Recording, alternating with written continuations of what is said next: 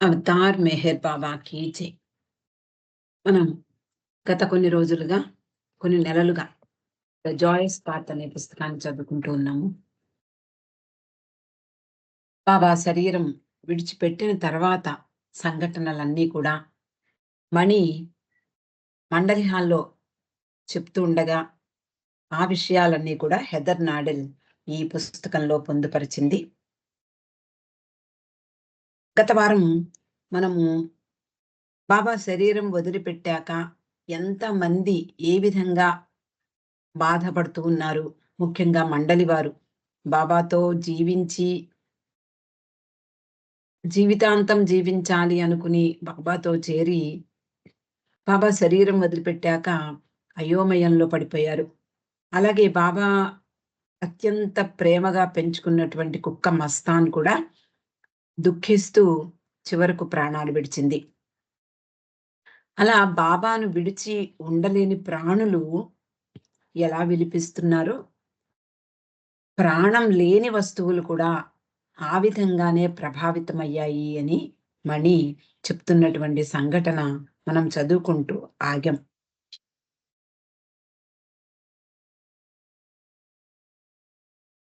ప్రాణం లేని వస్తువులు కూడా బాబా కొరకు చలనరహితంగా మారడం మండలి వారు చూశారు. 1968వ సంవత్సరంలో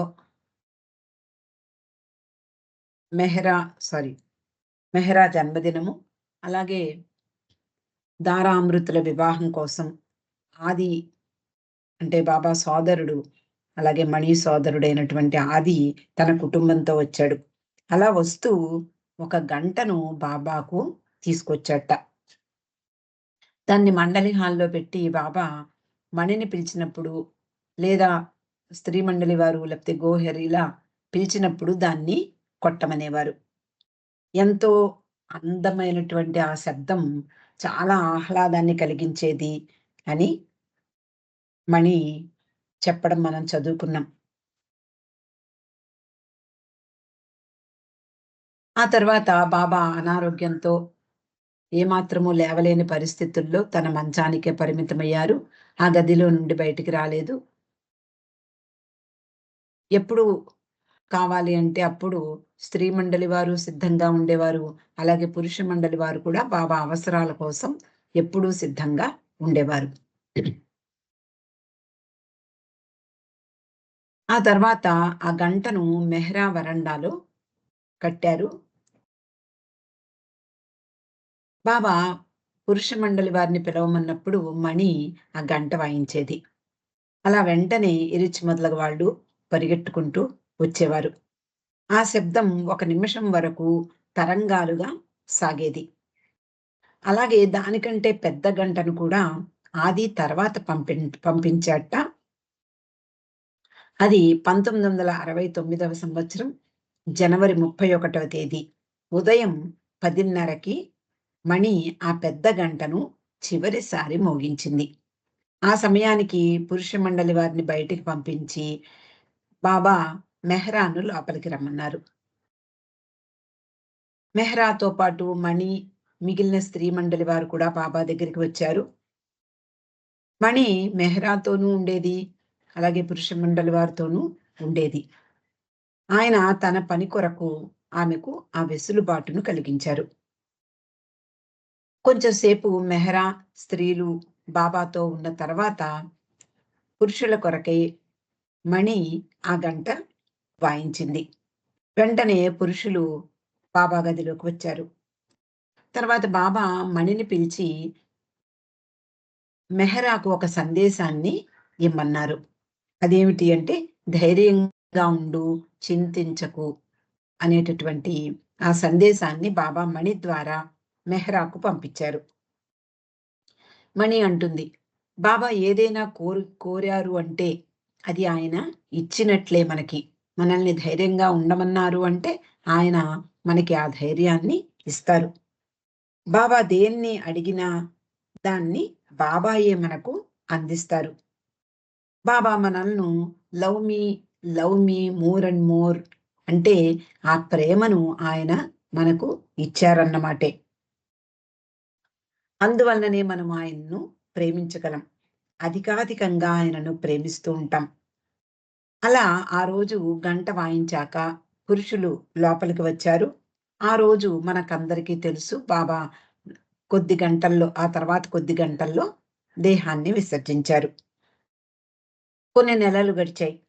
పూనాలో దర్శనమిస్తాను అని బాబా ప్రకటించినటువంటి ఆ ప్రకటనను ఆధారంగా చేసుకుని ప్రపంచం నలుమూలల నుండి అనేక మంది పూనా దర్శనానికి వచ్చారు. అక్కడ ఆ కార్యక్రమం ముగిసింది. తర్వాత స్త్రీ మండలి వారందరూ కూడా వెనక్కి, అలాగే పురుష మండలి వారు అందరూ కూడా మెహరాజాద్ వచ్చేశారు. బాబా గురించి వాళ్ళందరూ కూడా ఎవరి దుఃఖంలో వాళ్ళున్నారు, ఎవరి ఆలోచనల్లో వాళ్ళున్నారు, ఎవరి ఊహల్లో వాళ్ళున్నారు. అందరూ నిశ్శబ్దంగా తమ తమ పనులు చేసుకుంటూ బాబా ఆదేశానుసారం జీవించడం ప్రారంభించారు. ఏ వస్తువు కనపడినా అది వారికి బాబాను గుర్తుకు తెచ్చేది. గ్రామ్ ఫోన్ చూస్తే బాబాయే వచ్చేవారు. అలాగే కుర్చీ, బాబా కూర్చునే కుర్చీ, డైనింగ్ టేబుల్, రేడియో ఇలా ఏం కనపడినా వాళ్ళకి బాబా గుర్తుకు వచ్చి ఆనాటి సంఘటనలు అనేకమైనటువంటి ఎవరి అనుభవాలు వాళ్ళు ఇతరులతో పంచుకుంటూ ఉండేవారు. అలా ఒకరోజు మణి ఈ పెద్ద గంటను చూసింది. దాన్ని కొట్టగానే పురుష మండలి వారు, అంటే అంతకు ముందు రోజుల్లో బాబా ఉన్న రోజుల్లో పురుష మండలి వారు పరిగెత్తుకుంటూ వచ్చేవారు కదా అని ఆ విషయం గుర్తుకొచ్చింది మణికి. ఇప్పుడు దాన్ని తీసుకుని వాయించింది. దాని నుండి శబ్దం రాలేదు. ఒక చిన్న బల్ల మీద మనము ఒక దేనితోటైనా కొడితే ఎలాంటి శబ్దం వస్తుందో అలాంటి శబ్దం మాత్రమే వచ్చి ఆగిపోయింది. మణి దిగ్భ్రాంతి చెందింది. ఇంతకు ముందు దాని శబ్దం తరంగాలుగా, మృదు మధురంగా హాలంతా వ్యాపిస్తూ ఉండేది. ఇప్పుడు అది మూగబోయింది. నిజానికి అది చనిపోయింది. ప్రభువు సేవలో తరించి అది ఇప్పుడు గుండె పగిలి చనిపోయింది అంటూ బాబా ప్రేమికులకు మణి చెప్తూ ఉండేది. ఆ తర్వాత బాబా ప్రేమికుడు అయినటువంటి ఒక డాక్టర్ ఎవళ్ళో వ అనేక మంది వస్తూ ఉండేవారు. అందులో ఆ డాక్టరు తోటి మణి ఈ విషయాన్ని చెప్పింది. దాన్ని ఏమైంది దీనికి అంటూ అంతా పరిశీలించారు. అనేక టెస్టులు నిర్వహించారు. దాని మీద ఏమన్నా పగుళ్ళొచ్చాయేమోనని చూశారు. ఏమీ ప్రాబ్లమ్ లేదు. ఏమీ అంటే ఏ విధమైనటువంటి వంక లేదసలు దానికి. స్కాన్ కూడా తీయించారు. కానీ దానికి అలాంటిదేమీ కనపడలేదు. దాంట్లో పొరపాటు ఎక్కడుందో ఏమిటి అనేది దొరకలేదెవరికీ. మరొక విషయాన్ని చెప్తోంది మణి. 1969 జనవరి 31వ తేదీన మరొక వస్తువు కూడా మూగబోయింది అంటోంది.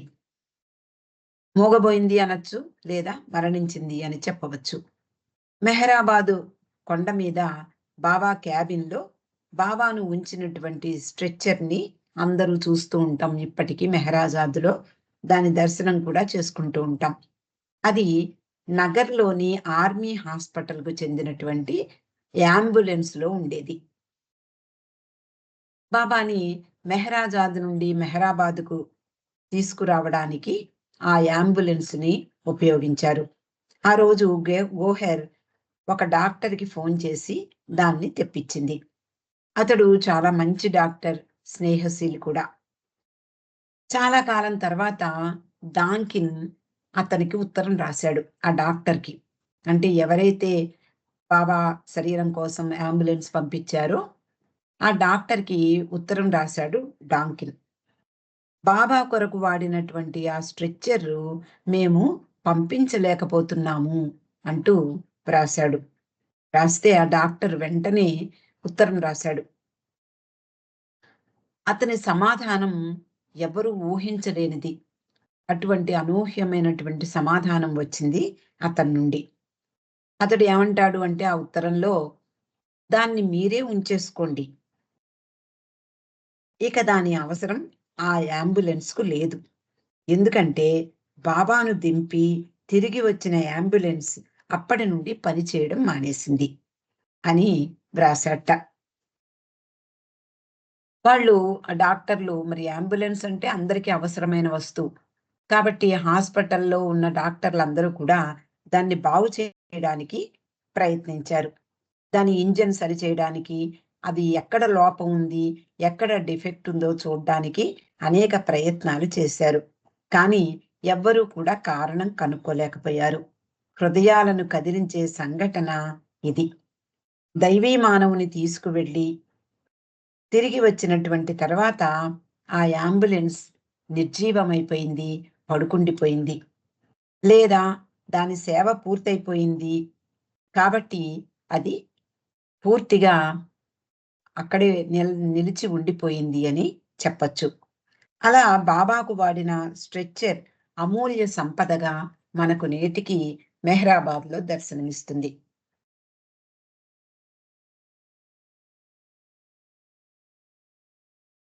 భౌతిక సాన్నిధ్యాన్ని మండలి వారెంతగా మిస్ అవుతున్నారో మణి ఎప్పుడు కూడా వర్ణిస్తూ ఉండేది.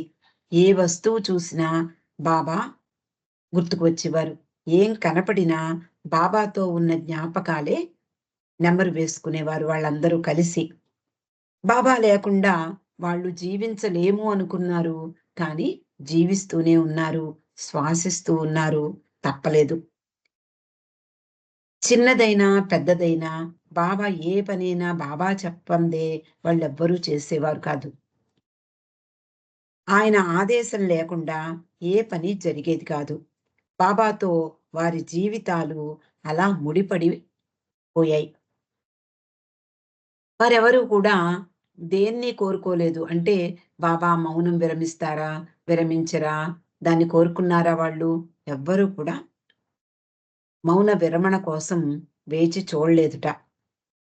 అనుభవాలొస్తాయి బాబాతో ఉంటే ఏదో భూమికల్లోకి వెళ్ళిపోవచ్చు అని వాళ్ళనుకున్నారా? అది కూడా లేదు. లేదా ఏదో ఆత్మజ్ఞానం కలుగుతుందా అనుకున్నారా? అది కూడా వాళ్ళు కోరుకోలేదు. వాటి గురించి తప్పించలేదు. ఆలోచించను కూడా లేదు. ఆయన కావలసింది, ఆయన కోరింది చెయ్యడమే వాళ్ళ పని. అందువలన అదే ఆయన ధ్యాసలోనే వారి జీవితాలు ఇప్పటికీ కొనసాగుతున్నాయి అంటూ మణి చెప్తూ ఉండేది. బాబా మణిని ఉత్తరాలు వ్రాయడంలో నిష్ణాతురాలిగా చేశారు. మనం చదువుకున్నాం. 1956వ సంవత్సరంలో బాబా రెండవ కారు ప్రమాదం జరిగిన తర్వాత బాబా విషయాలు తెలుసుకునేందుకు పాశ్చాత్యులు, అలాగే ఇండియాలో ఉండే ప్రేమికులు ఎంతగా తపిస్తున్నారో అందరికీ తెలుసు. కాబట్టి మణి ద్వారా బాబా ఉత్తరాలు వ్రాయిస్తూ వాళ్ళతో ఆ అనుబంధాన్ని కొనసాగించారు. బాబా శరీరం వదిలిపెట్టిన తర్వాత ఆమె ఉత్తరాలపై ఎక్కువ శ్రద్ధ చూపలేదు. కానీ బాబా ప్రేమికులు రోజు రోజుకి పెరిగిపోతున్నటువంటి అసంఖ్యాకంగా పెరిగిపోతూ ఉండేవారు. బాబా శరీరం వదిలిపెట్టిన తర్వాత నుండి బాబా అంటే ఆ రోజుల్లో ఇంక మెహరాబాద్‌కి రావద్దనేవాళ్ళు లేరు. బాబా దర్శనం అనేది సమాధిని దర్శనమే చేసుకునేవారు. కాబట్టి బాబా ఏకాంతవాసం నిత్యము ఆయన ఆహ్, ఇస్తూ ఉండేవారు. అంటే ఇప్పటికి కూడా మనం అలాగే ఆయన దర్శనాన్ని చేసుకుంటూ ఉన్నాం. కాబట్టి అసంఖ్యాకంగా ప్రేమికులు రావడం ప్రారంభించారు. మెహరాబాద్‌కి, అలాగే మెహరాజాద్‌కి కూడా. అలా ప్రేమికులు పెరిగిపోతున్న చూసి ఆమె బాబా ప్రేమను పంచకుండా ఉండలేకపోయింది మణి. మెహ్రాజాద్‌లోని బాబా కుటుంబం నుండి వచ్చే ఒక మాట, ఒక వాక్యం ప్రేమికులకు ఎంత ఉత్సాహాన్నిస్తుందో ఆమెకు అర్థమైంది. బాబా ప్రేమను ఆయా వ్యక్తుల హృదయాలకు చేర్చడంలో మణి తన వంతు కృషిని చేయడం ప్రారంభించింది. అలా మణి ఉత్తరాలను అద్భుతంగా వ్రాయడం మళ్ళీ తిరిగి ప్రారంభించింది. బాబా ఫోటోస్ గురించి చెప్తోంది. ఒకరోజు అమెరికా నుండి ఒక ఫోటోల బాక్స్ వచ్చిందట. ప్రతి ఫోటో ఒక ప్రత్యేకమైనది. మణి వాటిని జాగ్రత్తగా పరిశీలిస్తూ, బాబా ఫోటోలోని భావాలను కూడా చదవగలుగుతూ, ఆ ఫోటోలన్నిటినీ కూడా పరిశీలించసాగింది. ఒక ఫోటోలో బాబా ఎలా ఉన్నారు? బాబా ఇక్కడ అలసటగా ఉన్నారు. బాబా ఇక్కడ కోపంగా ఉన్నారు. బాబా ఇక్కడ అసంతృప్తిగా ఉన్నారు. ఇలా ప్రతి ఫోటోని ఆమె గమనిస్తూ అందులో బాబా ముఖంలో కనిపించే భావాలను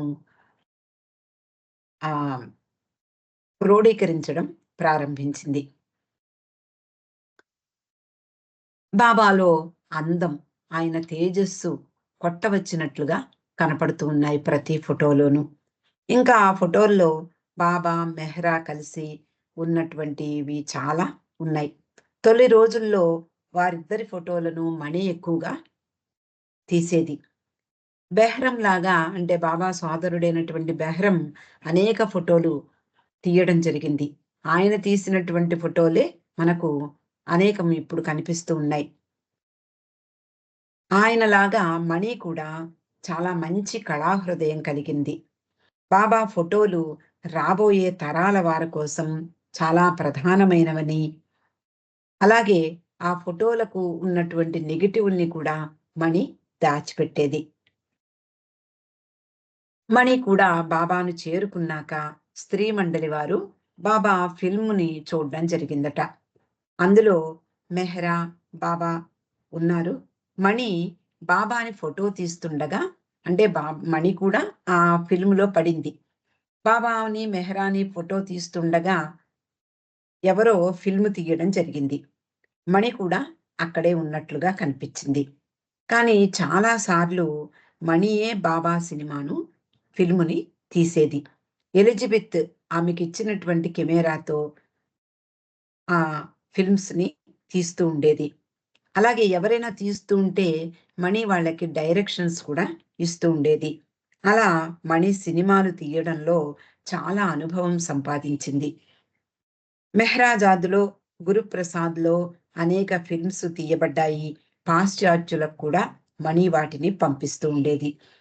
అలా అనేక బాబా వీడియోలు, ఫిల్ములు, ఫోటోలు పడ్డాయి. బాబా ప్రేమికులు నేడు ప్రపంచంలోని ప్రేమికులందరూ కూడా ఎక్కడున్నా వాటిని చూడగలుగుతున్నారు. ఇప్పుడు అందులో మన సెల్ ఫోన్‌లలో మనం చూస్తూ ఉన్నాం. ఎన్ని ఫోటోలు మనం చూస్తున్నాము. కానీ ఒక 5, 6 ఏళ్ల కిందట కూడా ఇన్ని ఫోటోల్ని మనము చూసి ఎరగం. అలాగా టెక్నాలజీ డెవలప్ అయిన కొద్దీ బాబా మనకు ఆయన యొక్క దివ్య తేజస్సుని, ఆయన యొక్క ముఖారవిందాన్ని మనకు నిత్యము కనువిందు చేస్తూ ఉన్నారు. అలాగే మణి చైర్మన్‌గా పనిచేసేది అని మనకి తెలుసు.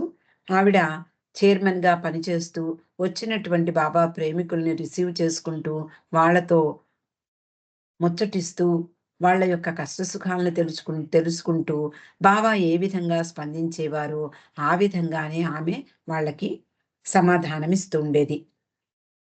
అలాగే మణి లంచ్ మధ్యాహ్నం భోజనానికి వచ్చే ముందు అక్కడ బాబా ఫోటోకి నమస్కరించి, భోజనం చేసి, మళ్ళీ తిరిగి వెళ్ళేటప్పుడు అంటే తన ఆఫీస్‌కి వెళ్ళేటప్పుడు మళ్ళీ బాబా ఫోటోకి నమస్కరించి వెళ్ళేది. బాబా ప్రేమికులెవరైనా మణితో ఒంటరిగా మాట్లాడాలి అనుకుంటే, మణి ఆఫీస్ వెనక ఉండేటటువంటి ఒక చిన్న గదిలో వాళ్ళు సమావేశమయ్యేవారు. వాళ్ళని రిసీవ్ చేసుకునేది. అక్కడ ఒక చిన్న సోఫా, ఒక చిన్న మంచం, తర్వాత కాఫీ టేబుల్ ఉండేవి. ఎవరొచ్చినా మణి వాళ్ళకి కాఫీ తెప్పించి మాట్లాడుతూ ఉండేది. బాబా దృష్టిలో ఎవరి సమస్యలైనా ఆ విధంగానే అంటే బాబా దృష్టితో అందరి సమస్యల్ని ఆహ్, ఆలోచించి మాట్లాడుతూ ఉండేది. ఏ విషయమైనా సరే అది బాబాకు దగ్గరయ్యేలా ఉండాలి అంటుంది మణి. అంటే ఏదైనా సరే అటు ఏ రకమైనటువంటి సమస్య కానివ్వండి, మంచి కానివ్వండి, చెడు కానివ్వండి, ఏదైనా బాబాకు దగ్గరయ్యే విధంగా ఉండాలి. బాబా కొంగు పట్టుకునేలా ఉండాలి. బాబాకు మరింత దగ్గరయ్యేలా ఉండాలి. అదే ఎవరైనా కోరేది కూడా. వచ్చిన వ్యక్తి నేను బాబాని ప్రేమించలేకపోతున్నాను, లేదా నేను అయోగ్యుడిని అని అంటే ఆమె ఒప్పుకునేది కాదు. అతన్ని ప్రోత్సహిస్తూ ఏదో ఒక అక్కడ ఉండేటటువంటి బాబా ఫోటోనో, బాబా ప్రేయర్ బుక్‌నో ఏదో ఒకటి ఆయనకిచ్చి ప్రోత్సహిస్తూ ఉండేది. అందరికీ ఆమె ఒకటే ఒక సలహా ఇస్తూ ఉండేది. అదేమిటి అంటే బాబా పట్ల విశ్వాసం ఉంచండి అని. బాబా ప్రేమకు ఎవ్వరు అనర్హులు కారు. ఆయన ప్రేమ ఆ ప్రేమ యొక్క ఆ పెద్ద మహిమ ఏమిటి అంటే, ఆ ప్రేమ నుండి ఎవరు తప్పించుకోలేరు. అదే ఆ ప్రేమ ఆయన ప్రేమ చేసే పెద్ద మహిమ. బాబా అనేవారు ఎప్పుడూ కూడా I am with my lovers.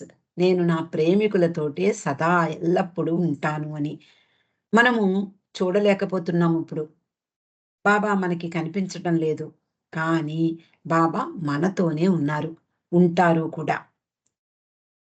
గొప్ప సంపదనిచ్చేందుకే తాను వచ్చానని బాబా చెప్పారు. దాన్ని తీసుకునేది మన చేతుల్లోనే ఉంది. అది ఎలా తీసుకోవాలి? బాబా ఇచ్చే సంపద మనం ఎలా తీసుకోవాలి? 2 చేతులు జోడించి మనల్ని మనం ఆయనకు అర్పణ చేస్తూ ఆయన ఇచ్చేదాన్ని స్వీకరించాలి. ఆయనతో సహవాసము, ఆయన సన్నిధి వీటి ద్వారానే ఆయన ఇవ్వాలనుకున్నది ఇస్తారు. ఆయన సన్నిధిలో మనము ఎల్లవేళలా ఉన్నట్లయితే, ఆయన సహవాసం ఎప్పుడూ చేస్తూ ఉన్నట్లయితే, మనకు ఆయన ఇచ్చేది ఆ సమయంలోనే ఇస్తారు. మనం స్వీకరించేటటువంటి సిద్ధ స్వీకరించేందుకు సిద్ధంగా ఉండాలి. ఆయనతో మన సాహచర్యం, మన సమస్యలు, మన బలహీనతలు వాటి గురించి చింతించకుండా ఆయన ప్రేమలో మునిగి తేలాలి అంటోంది మణి. అంటే ఆయన ఇచ్చేది ఎప్పుడూ ఇస్తూనే ఉంటారు. కానీ మనము దానికి సన్నద్ధంగా ఉండాలి.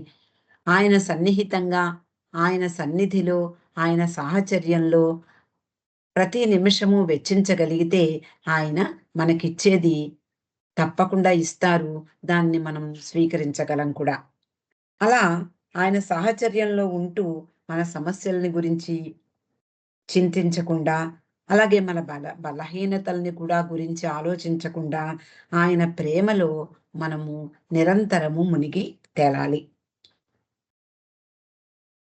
ఇరిచి మధ్యాహ్న సమయంలో టీ అంటే టీ టైమ్‌లో మెహరాజ్ ఆదిలో ఆయన టేబుల్ చుట్టూ కూర్చునేవారట. అందరికీ టీ ఇవ్వబడుతుంది. ఆ టీ తాగుతూ ఎంతో సమయం గడిపేవారు. ఆ సమయంలో ఇరిచి ఎన్నో కథలు చెప్తూ ఉండేవాడు. పిల్లలు వస్తే మణి తన డెస్క్‌లో నుండి చాక్లెట్స్ తీసి పంచేది. అలాగే ఎమ్ అండ్ ఎమ్స్ అంటారు. చిన్న చిన్న జెమ్స్ లాంటివి. వాటిని చూపించి వాళ్ళకి ఏ కలర్ కావాలంటే ఆ కలర్‌లో ఉన్నవి వాళ్ళకిచ్చేది. అలాగే అనేక బొమ్మలు కూడా సేకరించి పెట్టేది వాళ్ళ కోసం. వాళ్ళు వస్తే ఆడడానికి ఇస్తూ ఉండేది. పెద్దవాళ్ళు ఆమె డెస్క్ చుట్టూ కూర్చుని టీ, బిస్కట్సు తింటూ అనేక విషయాలు మాట్లాడుకునేవారు. ఆమెకు నిజానికి చాలా పనుండేది. ఒక ప్రక్కన లెటర్స్ రాయడము, మరో ప్రక్కన చైర్మన్‌గా అనేక బాధ్యతలు నిర్వహించడము, ఇలా ఆమెకు ఊపిరి సలపని పనులు ఉండేవి. అయినా వారితో వచ్చిన వారందరితో ఓపికగా సమయం గడిపేది. ఆమె స్నేహితులను టీకి కూడా రమ్మనమని ప్రత్యేకంగా ఆహ్వానించేది. పాత ఫ్రెండ్స్ తోటి కూడా కాంటాక్ట్స్ ఉండేవి. ఆమె ఎక్కువ మందితో ఫ్రెండ్‌షిప్ చేసేది. మొదటి నుండి మనం చదువుకున్నాం. అనేక మందితో తెలిసినా, తెలియకపోయినా, పెద్దవాళ్ళైనా, చిన్నవాళ్ళైనా ఆమె స్నేహం చేసేది వాళ్ళతో. అలాగే వరండాలో నడిచేటప్పుడు కూడా కొత్త వాళ్ళెవరైనా కనిపిస్తే వాళ్ళని పిలిచి పలకరించేది. ఆమెను చూడ్డానికి రూమ్‌కి వచ్చే వారందరూ కూడా ఆహ్, చాలా సమయం గడుపుతూ ఉండడం చూసి, గోహెర్ ఇంక మణి విశ్రాంతి తీసుకో అంటూ కట్టడి చేసేది.